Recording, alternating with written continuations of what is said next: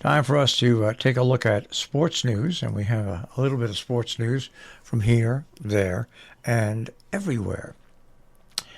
Well, ESPN has got a lawsuit coming up against it, as former ESPN employees are suing the company over COVID-19 vaccine requirements.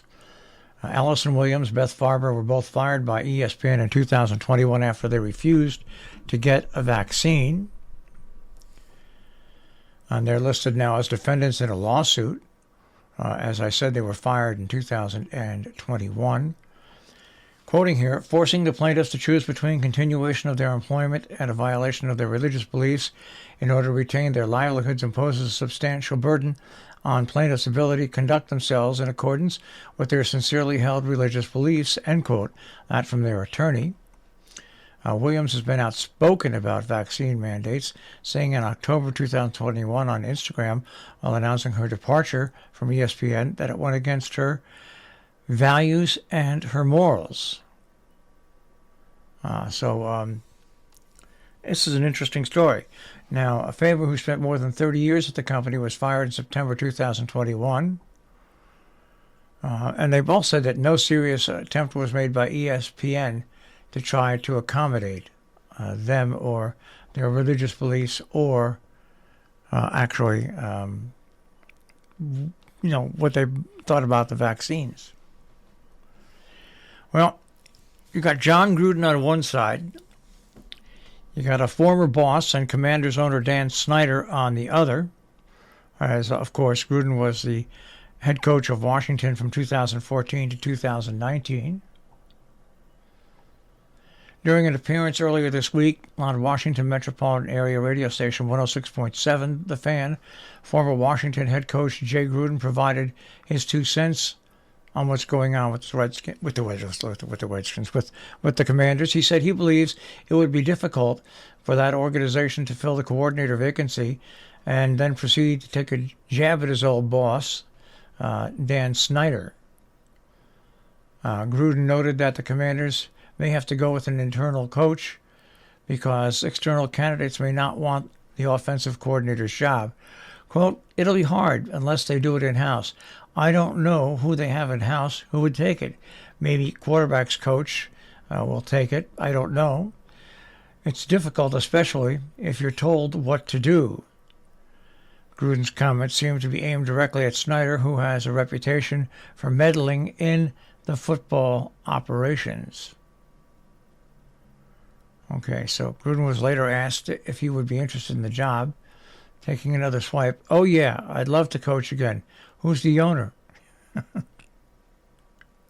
John Gruden.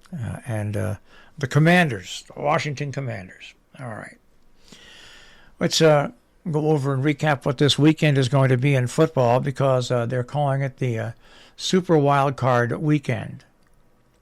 On Saturday at 4:30, the Seahawks and the 49ers. On Saturday at 8:15, the Chargers and the Jaguars. And on Sunday at 1 o'clock, the Dolphins and Bills, the Giants and Vikings at 4:30. And then on Sunday at 8:15, the Ravens and the Bengals. And Monday at 8:15, the Cowboys will take on the Buccaneers. So that's what Saturday, Sunday, and Monday look like for NFL football. Let us now move to the basketball court and see if any of our teams played yesterday in the NBA. The Celtics over the Pelicans 125-114. The Knicks over the Pacers 119-113 yesterday. Coming up today, the Nets take on the Celtics at 7:30. Tomorrow, the Knicks take on the Wizards. All right. Moving on to the National Hockey League. Take a look what's going on there with local teams yesterday. No local teams played. Now today, the Bruins are taking on the Kraken. The Rangers taking on the Stars. Who else is playing here? Wow. That's it. That's it for who's playing in the National Hockey League today locally here. And let's go to NCAA Top 25 basketball. Yesterday, number 10 Texas defeated TCU 79-75. Texas A&M beat number 20 Missouri 82-64. Number 1 Houston over South Florida 83-77. Number 22 Charleston defeated UNCW 71-69. Number 16 Miami, Florida over Boston College 88-72. And number 15 Arkansas over number 4 Alabama. Number 4 Alabama defeated Arkansas 84-69. All right. Now, I just want to check in something here.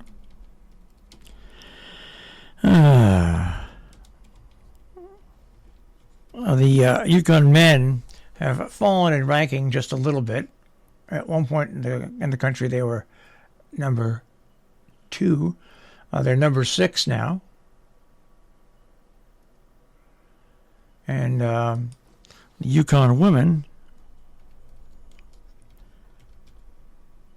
see if I can find that. They've had a lot of injuries this year.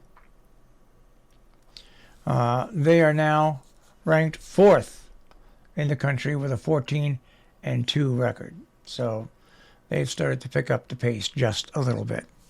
All right.